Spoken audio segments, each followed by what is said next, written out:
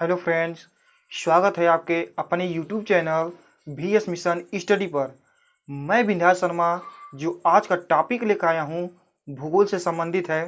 ब्रह्मांड ब्रह्मांड यानी कॉस्मॉस, इसको इंग्लिश में कहते हैं कॉस्मॉस और भूगोल को इंग्लिश में कहते हैं जियोग्राफी। तो सबसे पहले भूगोल हम लोग ब्रह्मांड के बारे में पढ़ेंगे।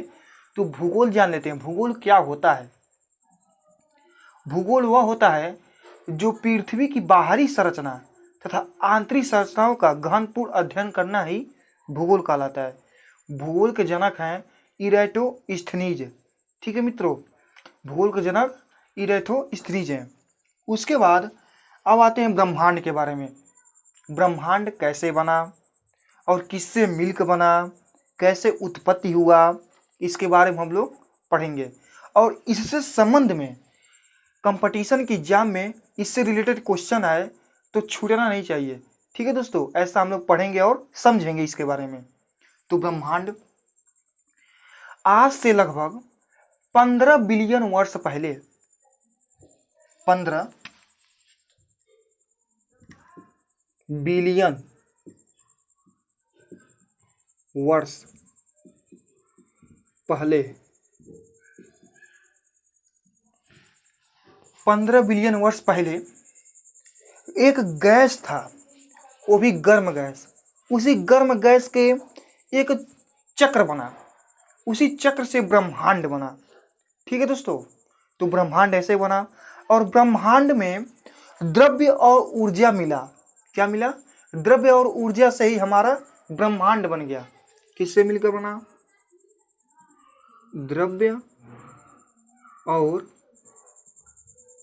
ऊर्जा से मिलकर ब्रह्मांड बना।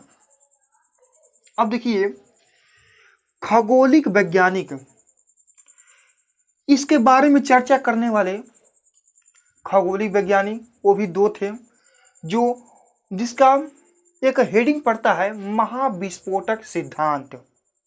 यानी खगोलिक वैज्ञानिक वो भी महाविस्फोटक सिद्धांत, यानी ब्रह्मांड की उत्पत्ति कैसे हुआ, इसी का यही मतलब है महाविस्फोटक सिद्धांत, जो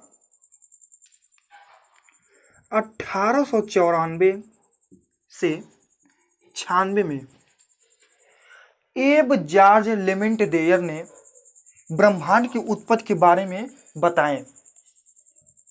एब जॉर्ज लेमेंटदेयर। ठीक है दोस्तों, उसके बाद कुछ समय बाद 1967 में जॉन रॉबर्ट वेगनर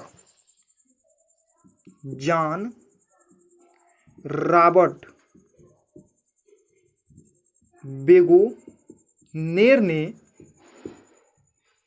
ब्रह्मांड की उत्पत्ति के बारे में कल्पना की है, बताए हैं, जो महाविस्फोटक सिद्धांत से तात्पर्य है। ठीक है दोस्तों, उसके बाद गैलेक्सी, ब्रह्मांड में 1000 अरब गैलेक्सी हैं। कितना है? लगभग, यानी लगभग के बराबर है 1000 अरब से ज्यादा हैं।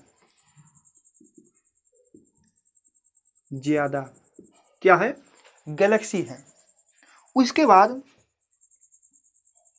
अब देखिए दोस्तों, हमारा तो सबसे पहले क्या आया? ब्रह्मांड आया। ब्रह्मांड के बाद गैलेक्सियां आई। या तो ब्रह्मांड हो गया, ब्रह्मांड, उसके बाद गैलेक्सी,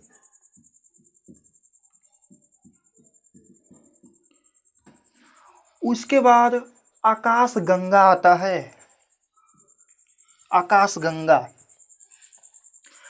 गंगा को मिल्क वे या दुग्ध मेखला भी कहते हैं। यानी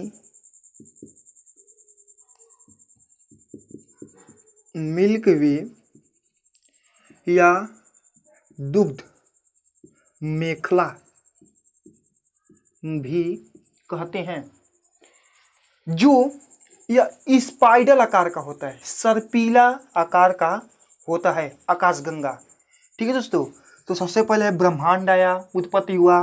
ब्रह्मांड के आने बाद 1000 अरब से क्या है गैलेक्सियाँ आई। उसके बाद आकाशगंगा आया। क्या आया? आकाशगंगा। आकाशगंगा जिसका 2 नाम और है, मिल्कवे या दुग्ध मेखला। कभी कभी एग्जाम में पूछ देता है मिल्कवे क्या होता है, तो इसका ही मतलब है मिल्कवे मतलब क्या होता है? आकाशगंगा, दुग्ध मेखला। ठीक है दोस्तों, आकाशगंगा आने के बाद तब हमारा सूर्य आते हैं। सूर्य, ठीक है दोस्तों, इसी प्रकार हमारा ब्रह्मांड का निर्माण होता है। अब आता है दोस्तों तारे। तारे क्या होते हैं, कैसे मिलकर बने हैं और क्यों छोटे दिखाई देते हैं, ये इसका प्रश्न बहुत ही महत्वपूर्ण है। ठीक है दोस्तों, तारे बहुत सारे गैसों से मिलकर बने होते हैं, हाइड्रोजन, हीलियम तथा शेष अन्य तत्व, जिसमें और तारे क्यों छोटे दिखाई देते हैं? तारे छोटे इसलिए दिखाई देते हैं कि सूर्य से कई हजार गुना अधिक दूरी पर हैं, 1000 गुने दूरी पर हैं, इसी कारण। लेकिन ये तारे सूर्य से कई गुने बड़े हैं, 1000 गुने बड़े हैं, लेकिन बहुत दूरी पर होते हैं, इसी कारण छोटे दिखाई देते हैं। और तारे कैसे मिलकर बने होते हैं? बहुत सारे गैसों से मिलकर बने होते हैं, जिसमें हाइड्रोजन, हीलियम और शेष अन्य तत्व। हाइड्रोजन का संख्या होता है 70 से 71%। उसके बाद आते हैं हीलियम। हीलियम का संख्या होता है 26.5 से 28.5% तक हमारा हीलियम का संख्या हो गया। उसके बाद शेष अन्य तत्व 2.5% पाए जाते हैं। अब देखिए तारे हमें कैसे प्रकाश देते हैं, तारे से हमें ऊर्जा कैसे निकलता है। सूर्य भी एक क्या है? तारा है, सितारा है। उससे हमें कैसे एनर्जी मिलता है, प्रकाश मिलता है, अब इसके बारे में जानेंगे। तारे हमें प्रकाश और ऊर्जा नाभिकीय संलयन के द्वारा देते हैं। 2 छोटे छोटे नाभिक एक बड़े नाभिक मिलाकर क्या बनाते हैं? तारे बनाते हैं। यानी बड़ा नाभिक मिलाकर बड़े नाभिक बनाएंगे, छोटे छोटे नाभिक मिलकर, तो क्या होंगे? हमें ऊर्जा देंगे, प्रकाश देंगे। जैसे एग्जाम्पल इसका देख लीजिए,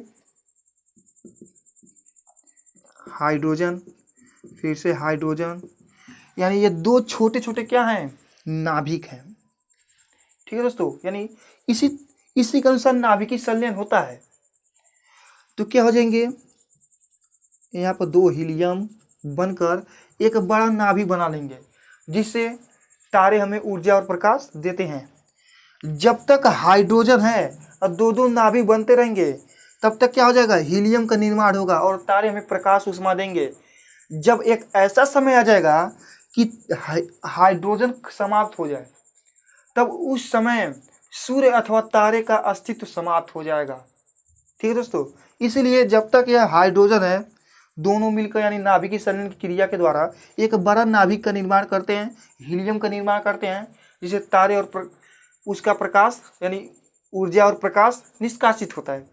ठीक है दोस्तों, इसी घटना को हम लोग कहते हैं नाभिकीय संलयन। ठीक है दोस्तों, अब देखिए तारों का रंग बदलना, इसके बारे में जान लेते हैं। तो आप लिखना चाहते हैं तो लिख सकते हैं।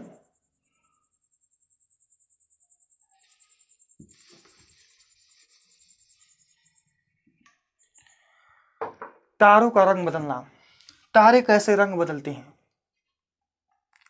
तारों का रंग बदलना उसके ताप पर सूचित किया जाता है। एग्जाम में पूछेगा तारों का रंग किसके अनुसार बदलता है, तो ऑप्शन में दिया रहेगा ताप के द्वारा, ऊर्जा के द्वारा, द्रव्यमान के द्वारा, अन्य इस टाइप के ऑप्शन दिए रहेंगे। तो उसमें तारे का रंग बदलना किससे होता है? ताप पर सूचित करता है। ठीक है दोस्तों, यदि तापमान अधिक हो जाएगा तारा का तो वो तारा नीला दिखाई देगा। क्या दिखाई देगा? नीला दिखाई देगा। यदि तारों का तापमान कम हो जाता है तो वह लाल दिखाई देगा। क्या दिखाई देगा? लाल। ठीक है दोस्तों, इस तरह तारों का रंग बदलना होता है, ताप पर उस पर सूचित किया जाता है। अब आता है तारों का मरना। तारों का मरना यह क्या होता है? तारों का मरना मतलब तारों का विस्फोट होना, यही होता है तारों का मरना। जब तारों का मरना होता है तो वह एक लाल दानों के रूप में हो जाते हैं। ठीक है दोस्तों, अब देखिए जब तारे विस्फोट होते हैं, उसका नाभि में जब विस्फोट होता है, जैसे तारा है इस तरह, मान लीजिए तारा है, उसका नाभिक है तो उसका विस्फोट होगा। तो इस विस्फोट को होता है तो इस घटना को सुपरनोवा या अभिनय तारा कहेंगे। क्या कहेंगे? सुपरनोवा या अभिनय तारे कहेंगे। और कब कहेंगे? जब तारे विस्फोट हो जाते हैं, उसके बाद उसका एक बड़ा छिद्र बनता है जिसको ब्लैक होल की घटना दिया जाता है। किसका घटना दिया जाता है? ब्लैक होल का घटना दिया जाता है। तो इस ब्लैक होल के घटना के अनुसार 1983 में यश चंद्रशेखर एक थे, उस पर इन्होंने अधिक महत्व दिए, तो इसी के अनुसार उनको नोबेल पुरस्कार दिया गया। कब? 1983 में यश चंद्रशेखर जी को, जिन्होंने ब्लैक होल की घटना पर, इनको 1983 में यश चंद्रशेखर जी को पुरस्कार दिया गया, नोबेल पुरस्कार सम्मानित किया गया। ठीक है दोस्तों, अब सुपरनोवा अभिनय हो गया। ये तो जानेंगे ही कि जब तारे विस्फोट होते हैं, वही भयंकर विस्फोट होते हैं तो बड़ा होल बनता है, इसी होल को हम सुपरनोवा या अभिनय तारा कहते हैं। अब आते हैं जब तारे छोटे होते हैं, छोटा विस्फोट होता है, तब इसका क्या होगा? जब तारे छोटे होंगे और छोटा विस्फोट होगा तो इसको न्यूट्रॉन तारा कहेंगे। न्यूट्रॉन तारा, न्यूट्रॉन तारा, या इसको एक और नाम है पल्सर तारा। पल्सर, पल्सर तारा। ठीक है दोस्तों, ऐसे हम लोग पढ़ लिए हैं उत्पत्ति के बारे में, खगोलीय वैज्ञानिक के बारे में, गैलेक्सी के बारे में, आकाशगंगा के बारे में, तारे के बारे में, तारों का रंग बदलना, तारों का मरना। इससे संबंधित जो क्वेश्चन आएगा तो यदि हम लोग अच्छे से पढ़ेंगे और अच्छे से समझेंगे तो इससे संबंधित क्वेश्चन आएगा तो छूटेगा नहीं। ठीक है दोस्तों, अब देखिए दोस्तों, तारामंडल की संख्या। सबसे पहले तारामंडल जान लेते हैं क्या होता है। तारामंडल वह मंडल होता है जो तारों का समूह होता है। वास्तव में तारामंडल जो तारों का समूह होता है, जो वर्तमान समय में ब्रह्मांड में तारामंडल की संख्या है 88 से 89 तारामंडल की संख्या है। अब आते हैं सौरमंडल की ओर। सौरमंडल किसे कहते हैं? सौरमंडल सूर्य सहित सूर्य के चारों ओर चक्कर लगाने वाले ग्रहों तथा ग्रहों को चारों ओर चक्कर लगाने वाले उपग्रहों और उल्कापिंड, धूमकेतुओं तथा अन्य आकाशीय पिंडों के समूह को सौरमंडल कहते हैं। सौरमंडल का मुख्य बिंदु या सौर परिवार का मुखिया सूर्य होता है। ठीक है दोस्तों, अब देखिए सूर्य के बारे में। सौरमंडल तो जान लिए, सूर्य के बारे में। सूर्य सौर परिवार का मुखिया होता है और सूर्य की आयु है 5 बिलियन वर्ष। कितना है? 5 बिलियन वर्ष क्या है? आयु है। सूर्य में भी एक सूर्य आग का गोला होता है सूर्य में भी गैस पाए जाते हैं, हाइड्रोजन, हीलियम से अन्य तत्व।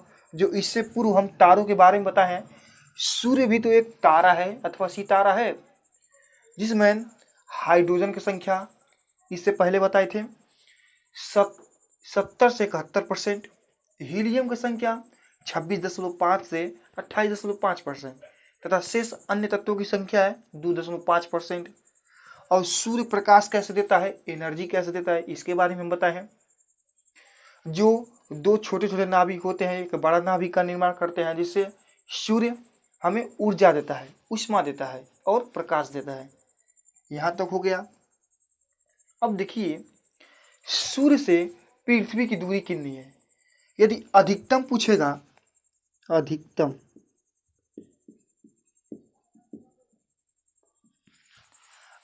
पूछेगा तो 15 करोड़ 21 लाख किलोमीटर, 15 करोड़ 21 लाख किलोमीटर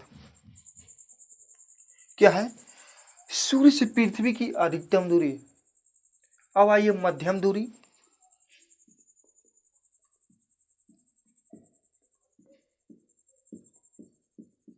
यह तो अधिकतम दूरी हो गया। मध्यम दूरी है 14 करोड़ 97,95,900 किलोमीटर। कितना है? 14 करोड़ 97,95,900 किलोमीटर किसकी दूरी है? सूर्य से पृथ्वी की दूरी है। और मध्यम दूरी को हम औसत दूरी भी कहते हैं। कभी कभी एग्जाम में पूछता है सूर्य से पृथ्वी की औसत दूरी कितनी है, तो 14 करोड़ 97,95,900 किलोमीटर यानी औसत दूरी।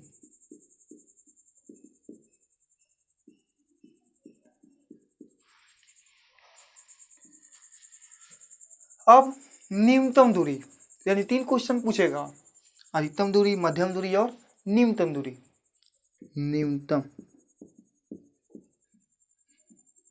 न्यूनतम दूरी है 14 करोड़ 70 लाख किलोमीटर। ठीक है दोस्तों, यह पृथ्वी से सूर्य की न्यूनतम दूरी है। अब आते हैं सूर्य के कुछ आगे हिस्से, कुछ जान लेते हैं। सूर्य का फोटोस्फीयर टॉप, यानी जो सूर्य है, सूर्य का संपूर्ण तापमान होता है 6000 डिग्री सेंटीग्रेड। कितना होता है? 6000 डिग्री सेंटीग्रेड। और सूर्य का एक केंद्र होता है जिसको हम क्रोड कहते हैं। क्या कहते हैं? इस केंद्र को क्रोड कहते हैं। इसका तापमान होता है 15 बिलियन डिग्री सेंटीग्रेड। कितना होता है? 15 बिलियन डिग्री सेंटीग्रेड। अब सूर्य में हल्का सा धब्बा दिखाई देता है, इस तरह हल्का सा धब्बा होता है, इसको कहते हैं सौर कलंक। सौर कलंक, जो इसका तापमान होता है 1500 डिग्री सेंटीग्रेड। 1500 degree centigrade. अब देखिए दोस्तों, जब सूर्य ग्रहण लगता है तो उसमें से एक्स किरणें उत्सर्जित होती हैं। सूर्य ग्रहण कैसे लगता है? जब हम सूर्य और पृथ्वी के बीच में चंद्रमा आ जाता है तो सूर्य का प्रकाश चंद्रमा पड़ता है और चंद्रमा का छाया पृथ्वी जाता है, जिसको पृथ्वी को तो चंद्रमा दिखाई देता है परंतु सूर्य नहीं दिखाई देता है।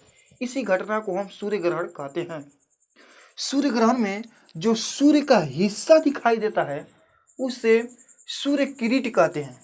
क्या कहते हैं? सूर्य किरीट। सूर्य किरीट कहते हैं। और सूर्य किरीट कहते हैं और इससे यक्ष किरणों का उत्सर्जन होता है। क्या होता है? यक्ष किरणों का उत्सर्जन होता है। लोग कहते हैं सूर्य ग्रहण के समय सूर्य को नहीं देखना चाहिए, जिससे क्या हो जाएगा? आग की रोशनी पर प्रभाव पड़ेगा। ये तो एक धार्मिक घटना है और वैज्ञानिक घटना यह है, सूर्य से यक्ष किरणों का उत्सर्जन होता है जो हमारी आग की रोशनी को क्या करता है? बहुत ही गहरा प्रभाव डालता है। इससे आग की रोशनी कम हो जाती है। ठीक है दोस्तों, यही यक्ष किरणों का उत्सर्जन होता है। अब आगे की ओर चलते हैं। अब देखिए दोस्तों, सूर्य का व्यास, सूर्य है, सूर्य का व्यास कितना होता है? व्यास तो आप लोग जानते ही होंगे, मैथ के छात्र हैं आप लोग, जानते हैं व्यास इसे कहते हैं। इसको भी जान लीजिए व्यास क्या है। वृत्त है, वृत्त की एक परिधि से दूसरी परिधि की ओर केंद्र से होकर जाने वाली रेखा को ही हम व्यास कहते हैं। ठीक है दोस्तों, तो सूर्य में जो व्यास है, ये देखिए केंद्र से होकर जा रहा है, ये व्यास हो गया। इसका व्यास होता है 13,92,200 किलोमीटर, 13,92,200 किलोमीटर जो सूर्य का व्यास होता है। अब सूर्य की घूर्णन गति कितना होता है? घूर्णन गति, यदि वह भूमध्य रेखा के सापेक्ष की ओर गति करेगा तो 25.38 दिन होता है। कब? भूमध्य रेखा।